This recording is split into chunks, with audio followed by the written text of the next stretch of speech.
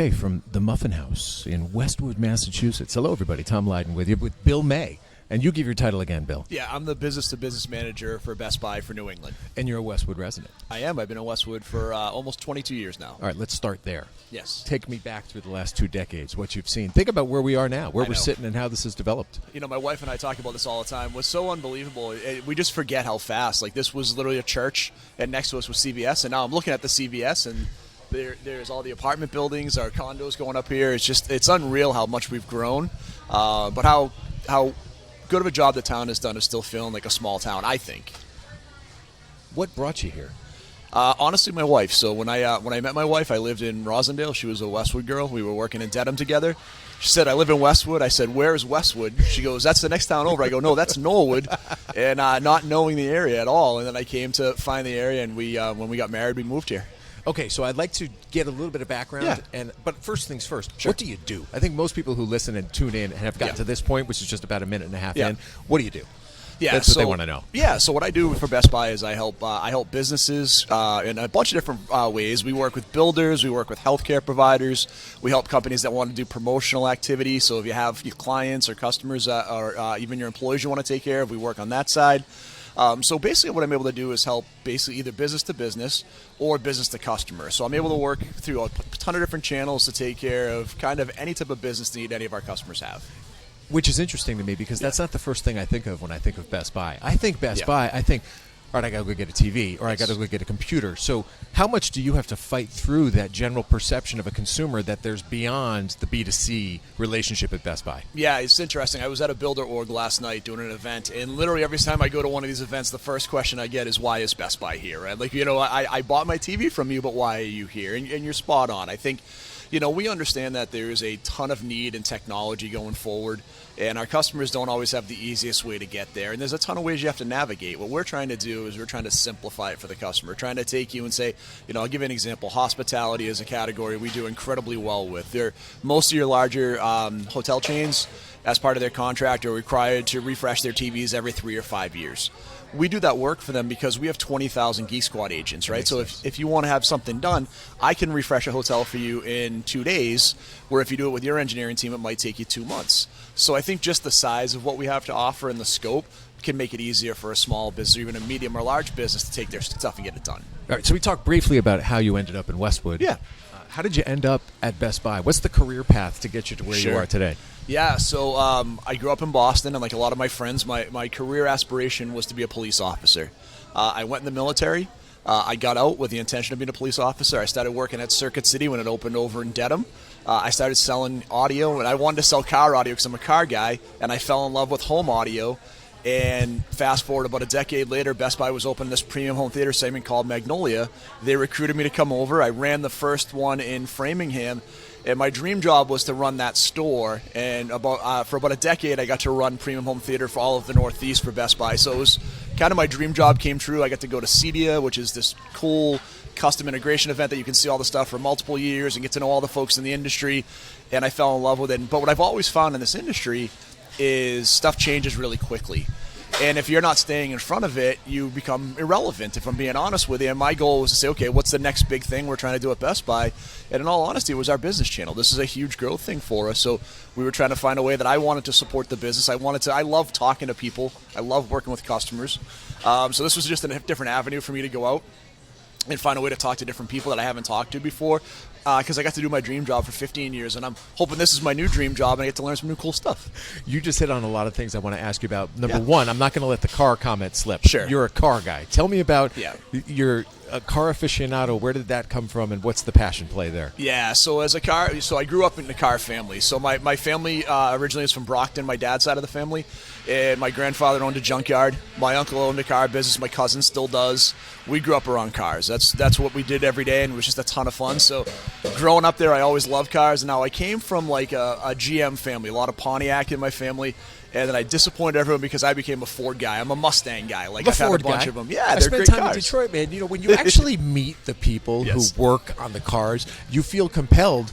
Like, of course I got to buy that car. You live in the Motor City for a while, and you better not be driving around with a foreign vehicle. So I can understand where you're coming from. That brand loyalty for me. Oh, yeah. It's been like 13 years now where I'm a Ford guy myself. Yeah, and now as I've gotten older, I just like all cars. Like, I respect all the different... I am an American car guy, but I respect all the different brands out there. I love the guys that are into the imports because they're so cool in the scene.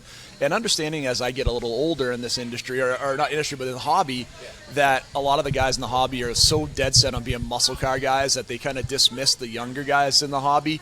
And the younger guys are into the JDM stuff, the Japanese stuff, the German stuff. Like, if you don't embrace that, the hobby's going to die. And I feel like... that's kind of how I've looked at everything. I'm in an industry that's changed so much over the years. If you don't embrace change, like, you're in trouble. And I try to have the whole philosophy throughout my whole life because stuff's changing all the time. Like, you got to be open to say, hey, like you asked, what's different in Westwood than it was 20 years ago? Kind of everything, right? But I think, like I said, they did it the right way where it still feels cool and it's awesome. But, the thing with cars that I love still today is it's the same thing with the business piece. It's the thing I did with the home theater. It just invites conversation. Mm-hmm. Like I said, I love talking to people. So having the opportunity to sit down and talk to somebody and you just something you're passionate around. And look, the flip side of it is me getting to be in the car culture means my wife doesn't have to listen to it anymore at home because she gets to have someone else that'll hear me talk about it all day, and they're happy to have that conversation with me, and she gets the break from it. So, you talked about the things changing, Yeah. and I wanted to pick your brain a little bit about the fact that, all right, I've got this unbelievable wired Bose system Sure. from the mid 2000s, Yeah, right? Like great 2005, 6, 7. Is Amazing it really sound quality, all right, absolutely, So what yeah. do you do in 2023 Sure. when you're sitting on that? And you're like, wow, this thing cost a lot of money so It many did. years ago, Yep. but it seems irrelevant now. You deal with that every single do. day. What happens? What does a Yeah. person do when they have equipment that was at one point cream of the crop and now is like outdated? So here's the cool thing with that. When you think about technology, especially audio is probably the longest lasting technology. Like, I have customers that I sold speakers to 25 years ago that still use those speakers, and they still work great. The reality is we have to upgrade the electronics, but the speakers themselves can last for decades, which is really cool. Now, with audio, again, what you're talking about is your system right now maybe doesn't integrate with, like, your streaming service, right? So you can't go in and just listen to whatever your Spotify if you're using Spotify, right? But the reality is there are things we can add into that. We can add pieces from Sonos, right, that allow you to use your old gear for another 10 or 15 years if you want to. So that's, I think, one of the coolest things is there's so much technology that ties into the old technology that can keep it relevant. The only category I will tell you that's really tough for that is, like, televisions.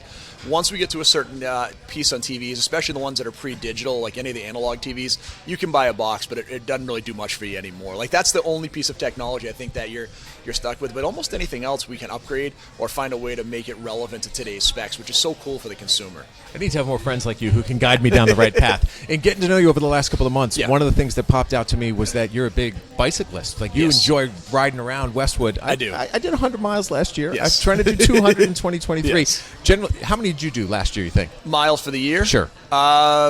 8,000. Oh, good Lord. Yeah. Okay. So you know every single road in this town and beyond. No, in all honesty, I find a path that I like, and so most of my rides end up taking me in kind of a loop. So I'll tend to go up Gay Street, I'll go down 109, I'll go down by Bubble and Brook, and then I'll come back down around through Norwood. So I do about a 12 or 13 mile loop pretty regularly. But what I do love is to get over to, like, Adams Farm and mountain bike a little bit, or mountain bike over at Blue Hills. So I know those trails very well. I know Adams Farm's trails very well. But for me, a lot of the rides either take me through Dedham and Needham, a lot of Westwood, a lot of Norwood. But I tend to stay. So here's my one issue I have with road biking. I have been a magnet for potholes, and I probably had in 2021, I probably had 7 flat tires in a year. So there's nothing worse, especially when you don't have a tube with you when you're 3 or 4 miles away and no one's around. You got to walk your bike back home, and I've had to do that a couple of times.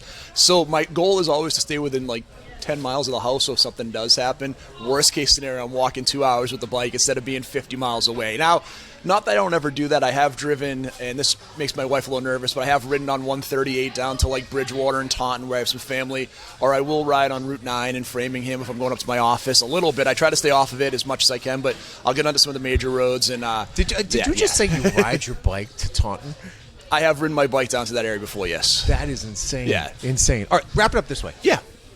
Your ask. People who've Yeah. made it this far. Yes. How can they help you? Well, I really want to focus on how I can help them, in all honesty. I think, this what I talked to a lot of people about the other day, and this business thing being new for me, in my role previously, it was all about how can I take care of the customer. And I found in the business-to-business space, we're all trying to find ways like how do we make money in what we're doing, and it's always important for this. But my goal is like how do I find a solution for somebody? I have so much respect for people like you that own a small business because you've taken that plunge. You've taken the chance to say, I'm gonna make my own livelihood. I'm gonna make my own way. One of the things I'm really passionate around is obviously being a soldier before being a veteran. I'm very passionate around the American dream. I think it's so cool that anybody can really go out and kind of fly their flag and be successful in what they do. My goal on the whole thing is how can I make that easier for you? That really is all that matters to me. Because at the end of the day, if I do that well, the money will come like that. And I try to help people understand that all the time. If we do the right thing for people, do the right thing. Yeah, and then the money comes Simple. in later on. Yeah, but I think sometimes we get lost because, we have a couple of tough months, or everybody in the business has a couple of tough months, and you start to feel the pressure a little bit. And I think we all fall into that. So my only goal is to say, if I can help you in any way, let me know. I'm happy to do it. And, and I have a ton of expertise, and I have a ton of great people that work with me that can help you, and that's all I want to be able to do at the end for people. And how do they get you? How do they find you? Numbers? Yeah, so the emails. easiest thing would be to email me at william.may@bestbuy.com, and May just like the month, MAY, at bestbuy.com, or you're welcome to give me a call at my work number is 339-205-4632. I joke all the time, but I tell people you're welcome to call me after 7 in the morning and up until about 10 o'clock at night. After that, I just ask you give me those couple hours. I'm good. But from 7 to 10, I'm pretty open, and I'll answer my phone or get back to you as soon as I possibly can. I am not riding to Taunton with you, but I look forward to a bike ride, and you can show me your preferred path, and we will avoid the potholes together. And you also set up the next episode that the two of us can talk about, because I'm enthralled and intrigued by your military service, and we'll talk about that next time. Absolutely. Thank you. Bill May from Best Buy. Give him a call. Give him an email. He's here for you. Awesome. Thanks.